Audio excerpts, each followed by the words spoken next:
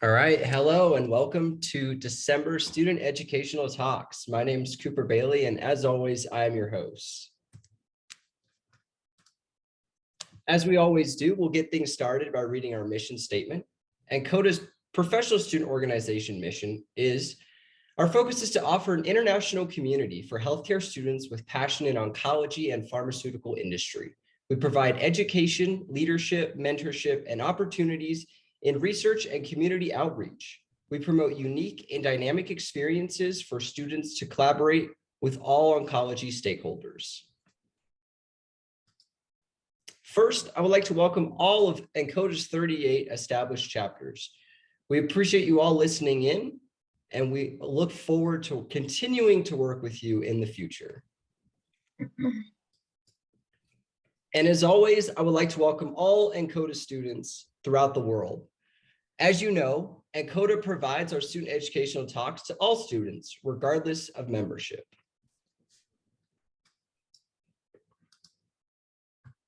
CODA is growing by leaps and bounds. We are now 4,300 members and 750 plus practices strong. Working together, we become stronger. Our first presenter tonight is Brajesh Kanchawala. He will be presenting on atezolizumab plus nab-paclitaxel in the treatment of advanced triple-negative breast cancer. Brajesh, over to you. Good afternoon, everyone. My name is Brajesh Kanchawala. I am a pharmacy student, a third-year pharmacy student at Texas Tech University Health Sciences Center. And I'm going to be talking to you about Impassion trial that has been going on since 2017. Next slide, please.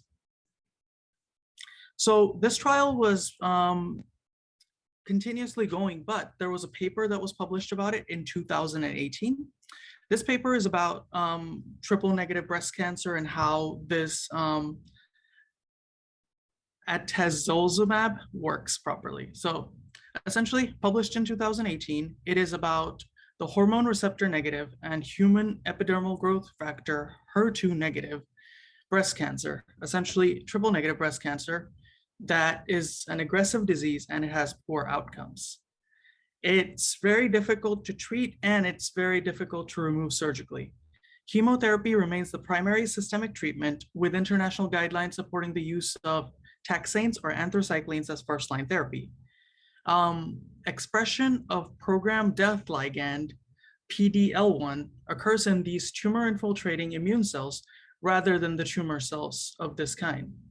So essentially, when this PD-L1 ligand is expressed, when it binds to the killer T cell, it causes them to be immunosuppressed rather than the T cell deactivating or phagocytosizing the cancer cell. So right now, the idea was that inhibiting of these PD-1 and PD-L1 ligands could be a good treatment strategy to enhance the anti-cancer activity. So what they found was from their research is that nanoparticle albumin-bound paclitaxel may enhance the anti-cancer activity of atezolizumab by such mechanism. So we're going to be exploring how the study went and what the results were of the study. Next slide, please. So the study itself was designed as a randomized, double-blind, placebo-controlled trial. The inclusion criteria was any women that were above 18 years of age. They had metastatic or locally advanced, histologically documented triple-negative breast cancer. They had no prior chemotherapy or targeted systemic therapy for inoperable, locally advanced, or metastatic triple-negative breast cancer. And the way that they found they needed tumor specimens that were specifically in formaldehyde preserved paraffin blocks. And then the other criteria for inclusion was that they had to be not postmenopausal. And then for exclusion criteria, it was if they had an untreated CNS disease, patients with a history of autoimmune disorders, history of immune checkpoint therapy, recent treatment with an immunostimulatory agent, which was received within 4 weeks prior to the start of the study, and then use of glucocorticoid or immunosuppressive medication. So anything to modulate the immune system would mean that you fell into the exclusion criteria. So then the patients were also stratified based on presence or absence of liver metastasis, use or non-use of neoadjuvant or adjuvant taxane in treatment, and then the expression of PDL1 expression of tumor infiltrating cells. Next slide, please. So in terms of how the population was distributed, the populations went anywhere from 18 to 40-year-old, 41 to 64 years old, and then greater than 65-year-old. If you look, most of the patients are in the 40s to 60s range, which makes sense because that is the typical time around where breast cancer specifically becomes a concern. And then in terms of ethnicity, the way that it was represented was white was represented more, Asian was in the 20s, 20%, and then Black was only less than 10%, like 6%, 7%. In terms of what number of patients had the metastatic disease, that was well above 90%, in most cases like upper 80 and lower 90s. And then in terms of where it was metastasized, it was liver was 28% for ATEZ plus NAB, and then placebo was 26. And we try to, the idea was to keep those numbers relatively the same with the populations that were divided here. One other thing to note is that the populations were divided into intention to treat and then patients who had PDL1 expression be positive. So basically anything greater than 1%. The last thing that is important to consider is also how many patients were exposed to neoadjuvant and adjuvant therapy. That was well above 50%, up into the 60%. Essentially what that means is that if the patient needed taxane therapy to help during their cancer treatment, they received it. And in this case, about 68% of people received this treatment. Please, next slide.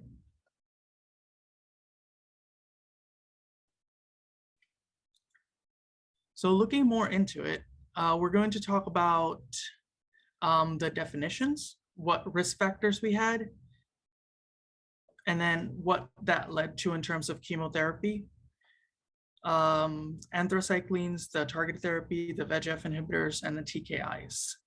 Next slide, please.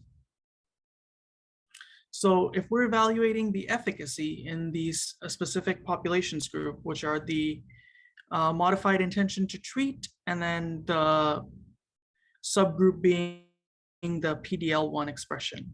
So modified intention to treat, we can just define as women who had, oh, Cooper, the presentation 108. Oh, yeah. Women who have metastatic or locally advanced inoperable triple negative breast cancer. And then their PDL1 expression assay came back as positive, which again is defined as anything greater than 1% expression in those tumor infiltrating cells. And then the criteria for evaluating these efficacies were number of progression-free days, overall survival, the rate and duration of the objective response, the PK analysis, and patient-reported outcomes. Next slide, please. So number of progression-free days, that's pretty self-explanatory. It's essentially the days that the patient has gone without the cancer metastasizing in both its MITT and its subgroup. That was the primary endpoint of the study. The overall survival, which is another primary endpoint, was essentially out of the patient that received the 800 milligram of the actual medication plus the nab-paclitaxel, which people lived past the follow-up period of the study. So essentially saying, did it help in terms of causing the cancer to go into remission? Then the secondary endpoint was the rate and duration of the objective response. And then the objective response was defined as stopping of progression or sending the patient into remission. Another secondary endpoint was the PK analysis. Due to the toxic nature of these chemotherapeutic agents, looking at the PK of this combination therapy was just to gain insight into the risk versus benefit of use and if it was justified or not. And then patient-reported outcomes, that was just to see if, from the patient's point of view, does this therapy impact their quality of life? Does it improve it? Does it make it worse? How does it make them feel overall? Next slide, please. So this is a very heavy slide, but what I'm just going to try to do is break it down section by section. So in the top left-hand corner in section A, that shows you that the progression-free survival in intention to treat population. Specifically, with the atezolizumab, we saw that number of events in terms of number of patients, the atez plus nab-paclitaxel increased the progression-free survival from 5.5 months to 7.2 months. And then 1 year rate of survival went from 17.7 to 23.7. And it showed that it made it so that patients were able to survive longer on it. In the top right-hand corner, progression-free survival with the PD-L1 positive subgroup, this one had a similar outcome where it was 7.51 for median progression-free survival, and then 5.0 for just the placebo with the paclitaxel. But the significance comes here where its 1 year rate of progression-free survival is 29.1% versus just 16.4%. In the section C now, overall survival in the intention to treat population, 21.3 versus 17.6, and then 2 year rate of survival, 42.1 versus 39.7. And again, with the PD-L1 positive subgroup, 25% versus 15.5% for median overall survival. And then 2 year rate of overall survival was 53.5 versus 36.6. So from what was extrapolated from this data was that this therapy is statistically significant for the PD-L1 positive subgroup. It improved their 1 year rate and 2 year rate of overall survival by a very large margin, and therefore it was considered as a preferred therapy for the PD-L1 positive subgroup. Next slide, please. The only issue was there were adverse events that were happening with these medications as well. So with the atezolizumab and nab-paclitaxel, it shows you that based on the grading, it shows you what common side effects people experience. So alopecia, nausea, cough, peripheral neuropathy, neutropenia, pyrexia, and hypothyroidism were some of the symptoms that were experienced. Hypothyroidism was not experienced at grade 3 or 4, which is really good because those were the severe ones. Same goes for cough. Cough was not experienced in neither the atez plus nab-paclitaxel and placebo plus nab-paclitaxel. What was noted significantly was the neutropenia and the peripheral neuropathy. Those were very common and very serious side effects that were experienced with these therapies. Next slide, please. So based on what we have established in the trial, it says there is a clinical benefit with using ataz plus nab-paclitaxel in patients who are the PD-L1 subgroup. The safety profile of this combination therapy is questionable because of the toxic side effects associated with it. More people experienced a grade 3 or higher side effects in the ataz plus nab-paclitaxel group than in the placebo plus paclitaxel group. In general, the combination therapy provides a statistically significant benefit to the intention to treat population because of the increase in progression in free days. One thing that the study agreed on was the PD-L1 mechanism and the use of the nanoparticle albumin bound are excellent targets to develop drug treatment for triple negative breast cancer. They just need to be studied in more larger pools of people to understand the degree of variation in side effects and if they can be avoided. I believe there's one more slide. Next slide, please. So what this study concluded in 2018 was that treatment of triple negative breast cancer really just depends on risk versus benefit. If the patient is adamant that they want to improve their quality of life and they want to have more progression-free survival days, then this is a great option for them, specifically because they cannot undergo surgery and then they have a cancer that is already very difficult to treat.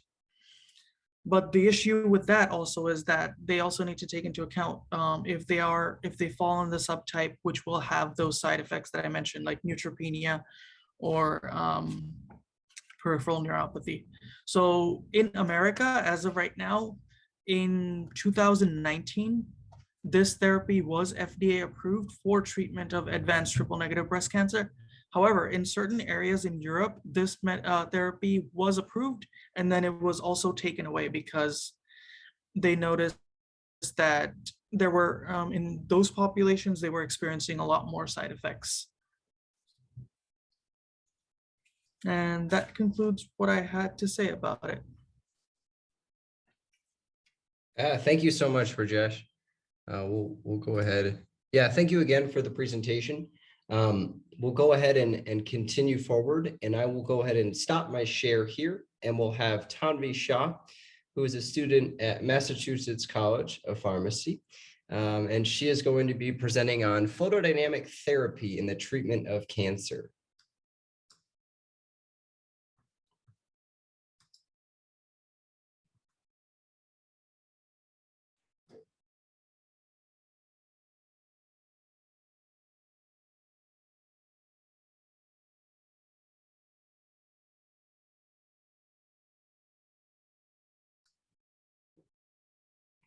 Oh, just unmute yourself there. You can see my slides, right? Yes, looks great, Tanvi. Cool, thanks.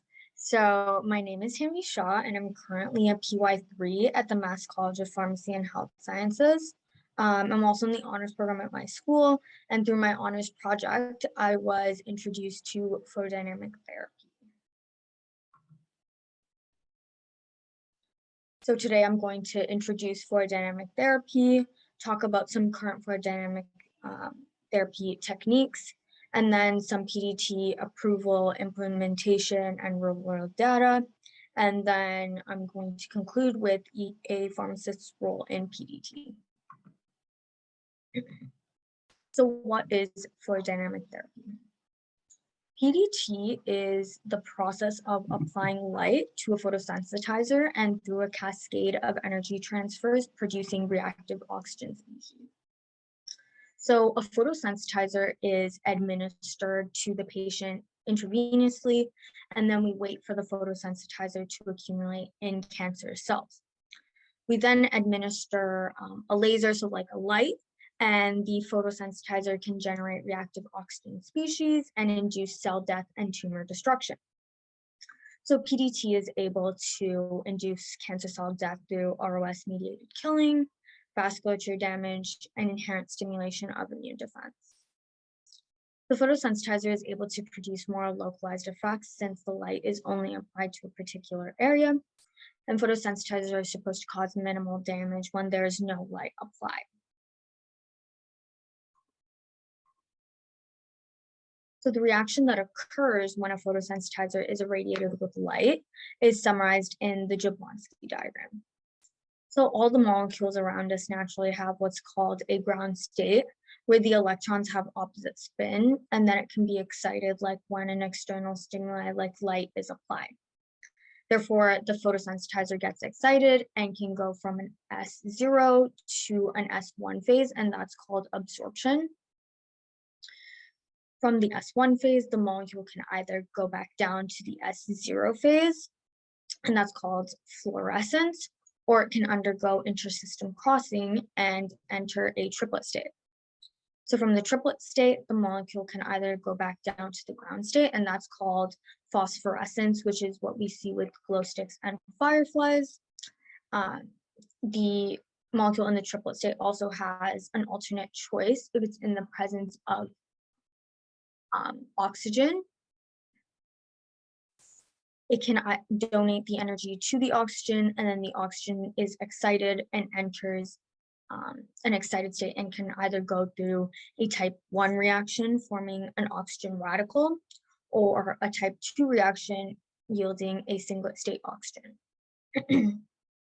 So both reactions generate reactive oxygen species, which react to cause oxidative cellular damage and ultimately cell death. So why is this important? Cancer is the second leading cause of death worldwide and accounts for approximately 600,000 deaths in the United States alone. Cytotoxic agents have been able to treat some cancers effectively, however, it leads to adverse side effects including hair loss, nausea, vomiting, and overall fatigue.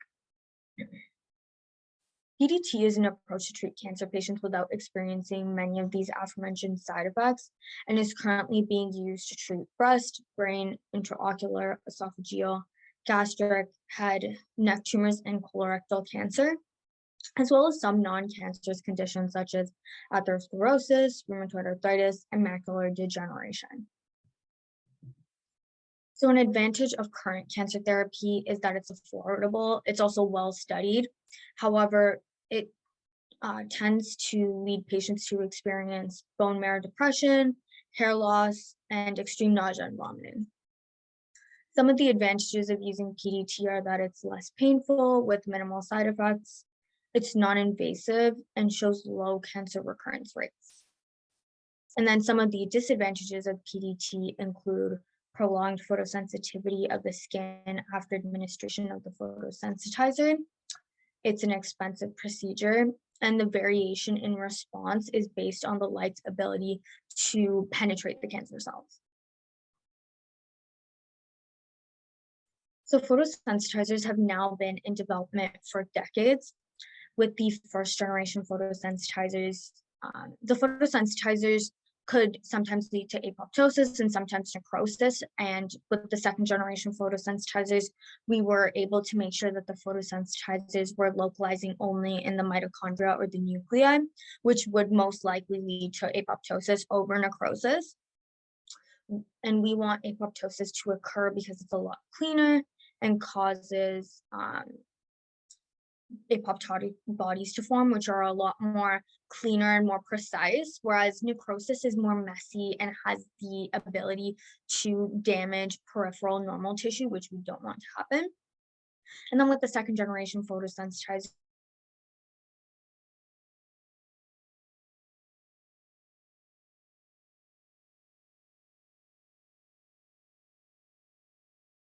were only accumulating in cancer cells, which would lead to less side effects and less effects on normal tissue. So some of the qualities of a good photosensitizer is that it should be a pure compound, since an impure compound can lead to a variation in results. It should selectively accumulate in tumor tissue, cancerous cells, compared to normal tissue, which will lead to fewer side effects. And it should also have an absence of dark toxicity. So that means when there's no light applied to the substance, it shouldn't cause cell death or cytotoxicity. And it should also have rapid clearance. So this would lead to reduction in the length of phototoxicity. And phototoxicity is when the skin or eyes become very sensitive to sunlight or other forms of light. And phototoxicity can cause sunburns, blisters, and other skin problems. Photosensitizers should also have a high singlet oxygen production, and that determines how much damage will occur when the photosensitizer is irradiated. It should also have absorption near 650 to 800 nanometers. And that means that the photosensitizer will be able to target deeper tumors within the body when irradiated. And it should also be amphiphilic because we usually administer photosensitizers intravenously, and it needs to be hydrophobic in order to be administered intravenously, as well as lipophilic in order to enter the cells. So there are two main types of third generation photosensitizers, and they are conjugation as well as encapsulation. So conjugation utilizes second generation photosensitizers that have been incorporated with molecules that cancer cells consume higher amounts of, such as lipids, carbohydrates, transferrin, and folic acid to increase specificity for cancer cells. These covalently attached photosensitizers allow for high tissue specificity. So administering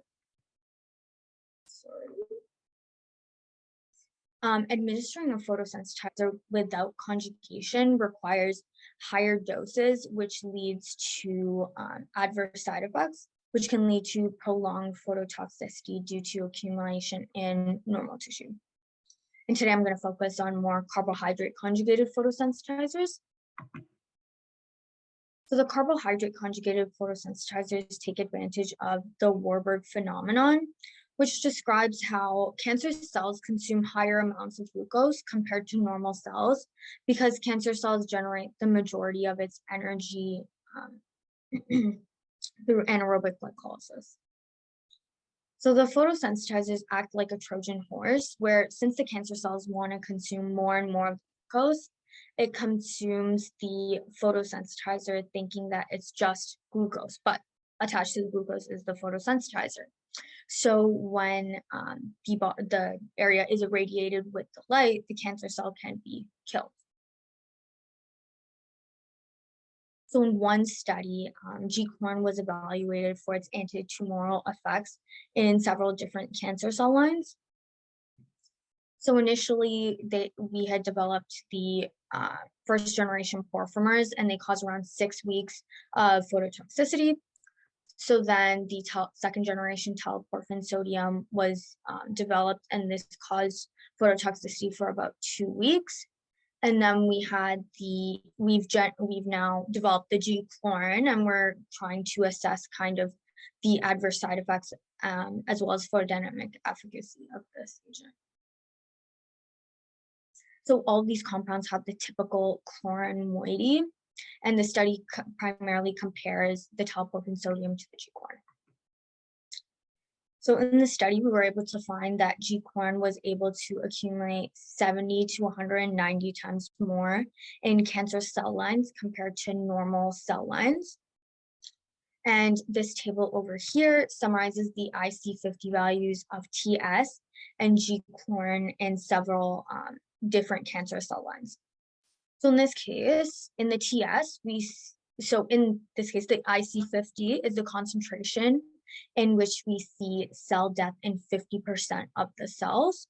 So in the TS, we can see that it takes around 4,000 to 19,000 nanomolars in order to see cell death in 50% of the samples. Whereas with G-chlorin, it only requires 0.3 to 1 nanomolar in order to see an effect. This means that we need to use so much more of the teleporphin sodium in order to see a result comparable to the G-chlorin. So this also shows us that glucose conjugation is very effective. So this led to the G-chlorin inducing 9,000 to 34,000 times more cell death when compared to teleporphin sodium. So the G-chlorin was able to also show exceptional decrease in tumor volume when compared against the TSN control when studied in mice. And that's summarized here. So we don't see a lot of tumor growth with the G-chlorin compared to the control where we do see tumor growth. So another approach that has been used is to encapsulate these photosensitizers in nanocarriers, nanoparticles, liposomes, or polymeric micelles, yielding increased pharmacokinetics, pharmacodynamics, and biodistribution.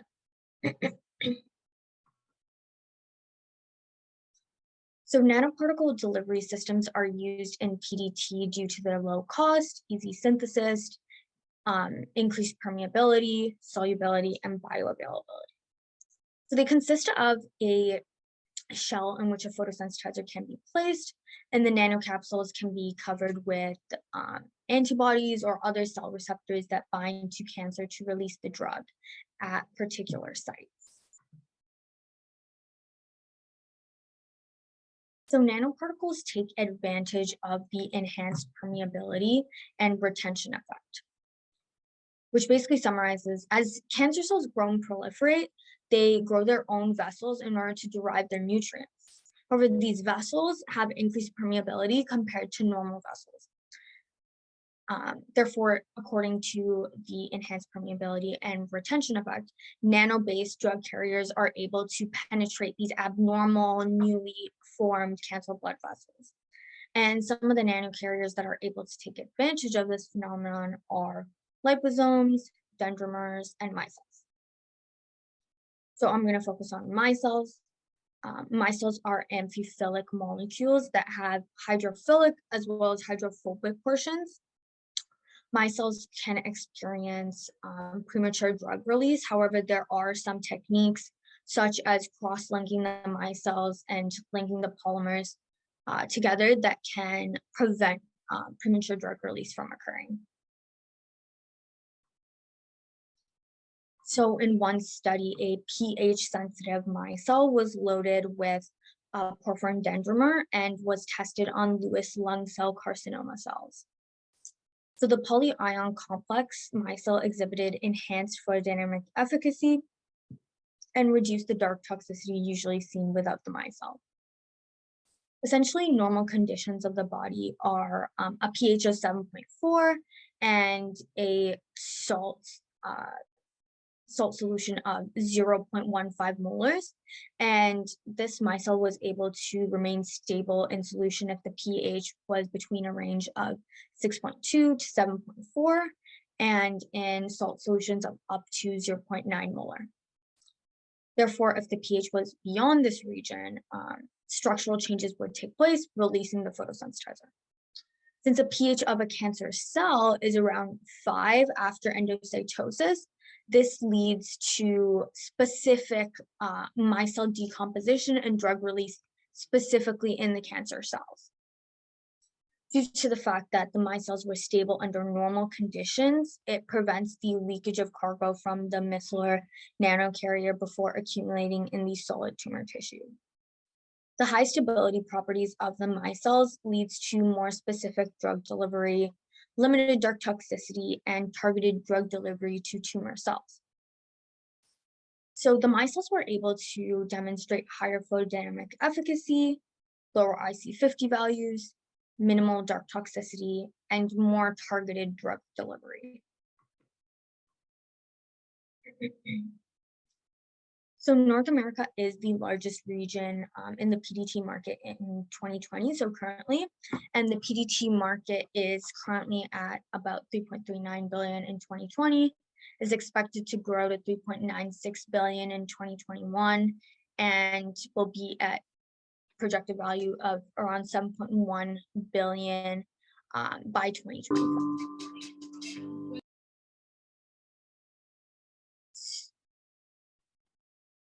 So currently it is FDA approved for actinic keratosis, advanced cutaneous T-cell lymphoma, Barrett's esophagus, basal cell skin cancer, esophageal throat cancer, non-small cell lung cancer, and squamous cell skin cancer stage 0. And some of the approved agents include photofrin, Levulan, and Metvix. So I just took the example of the Roswell Park Cancer Institute, since a lot of the PDT clinical trials were conducted there. So PDT is pretty normal at this hospital. And I just thought it would be interesting to look at the FDA approved uses that they do perform PDT with. So they do perform the FDA approved uses for PDT at this cancer institute. They're advanced esophagus obstructions, Barrett's esophagus, endobrachial lung tumor, microinvasive early endobronchial non-small cell lung cancer, and mesothelioma and other lung tumors. And some of the off-label uses are mouth, larynx, neck cancer, dysplasia, specific skin cancer types, and gynecological malignancies. The photosensitizers that are used to treat the different indications are determined based on the patient's need, age, and availability of the drug. The Cancer Center also offers compassionate use of PDT if there are no other options for certain cancer patients. So I wasn't able to, there's no data really available on kind of how much money are we saving by using PDT and the outcomes and the viewpoints of different practitioners actually using PDT in the US. However, there was a lot of data for Japan. So photofrin is approved in Japan for lung, esophageal, gastric, uterus, and cervical cancer. And then laserfrin is approved in Japan for lung, esophageal, and brain cancer. However, in Japan, like the US, PDT is pretty last line treatment. I also did come across a paper which provided some insight on the outcomes of using PDT in Japan. So although the Japanese population is quite different from the US population, it gives us some idea about how PDT could work when implemented clinically. So the results show that PDT can successfully treat more than 50% of patients with early stage cancer that would otherwise have to be treated by surgery. And this means that PDT can contribute to a better quality of life for a patient, and they can obviously avoid going through a surgical process. And then when determining the cost effectiveness of PDT versus surgery, PDT was 30% less than the cost of an operation. Some Japanese doctors have also commented that the Japanese Super Aging Society will increase the number of patients indicated for PDT treatment. And that's similar to the US, since we also do have a Super Aging Society. And since PDT is non-invasive, it causes the doctors a lot less stress, which I thought was an interesting angle. So the pharmacist's role in PDT. Different recently published papers have suggested that the effectiveness of PDT is dependent on, first, the photosensitizers and the lasers, and then the interdisciplinary team ensuring the correct administration of the photodynamic therapy.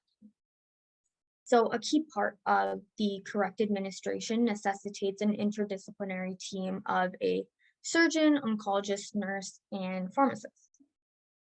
So pharmacists can assist in the PDT process by assisting in planning of the PDT procedure before the patient arrives, prevention of medication being exposed to light and its dilution before administration, supportive care during the procedure. So the patient may require the administration of additional medications to help the patient through the procedure. Management of side effects. So one of the most common side effects that a patient can experience is hypersensitivity due to administration of light. And this can lead to skin burns, peeling of the treated skin, local edema, erythema, dysuria, urethral irritation, all of which could lead to the use of other medications being prescribed needed to treat and control these symptoms. And then since administration of additional drugs may be necessary, a pharmacist can definitely help in checking drug interactions that might need to be double checked. In conclusion, photodynamic therapy is an awesome technique since it leads to less side effects and is minimally invasive. However, it is considered last line for many cancer indications, since I think it's still considered to be pretty experimental, and it's still in current clinical trials for many different indications. As well, I also feel like maybe a lot of practitioners don't know about PDT or just maybe think it's too risky. I do want to emphasize that PDT isn't the most popular right now. However, if you do come across some of the drugs that I've discussed in this presentation or have to fill a prescription for a photosensitizer, that you'll have some idea of what it's being used for and a general idea of what photodynamic therapy is. And I hope to see in the future that PDT is approved for more different types of cancer indications, and that it doesn't remain last line form of treatment. It's also important to note that PDT could be used as adjunct therapy in order to ensure clean margins after surgery, or even in combination with cytotoxic agents. Thank you for listening.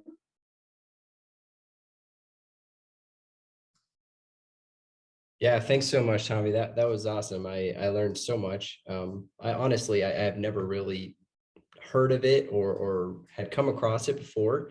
I know we have a few minutes left over. Do you mind if I ask a couple questions myself? Yeah, go I know ahead. you mentioned this in the presentation, but you do call the photosensitizers a drug, right? They're considered a Mhm. drug, not a device, right?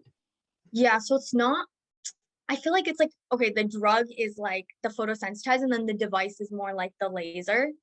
If that makes sense, the Okay. laser, like the Yeah. light, the blood.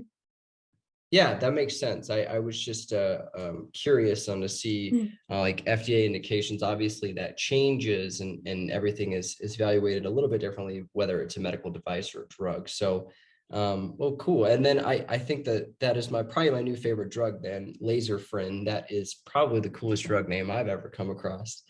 Yeah, So that's fantastic. Again, on your presentation. And I'm definitely going to have my entire team watch that, because I know someone will be interested, and maybe, who knows, we may have a PQI come out about PDT therapy, and make sure practitioners are aware of how to successfully use it in the future. So a lot of good things. thank you.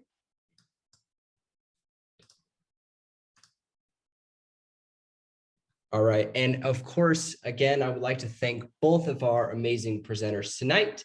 And as always, these are recorded presentations and will be archived on our Student Educational Talks tab on the Encoda website. You can watch these at any time at encoda.org. Again, I would like to thank all of you for tuning in.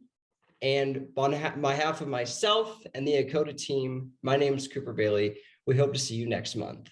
Thank you.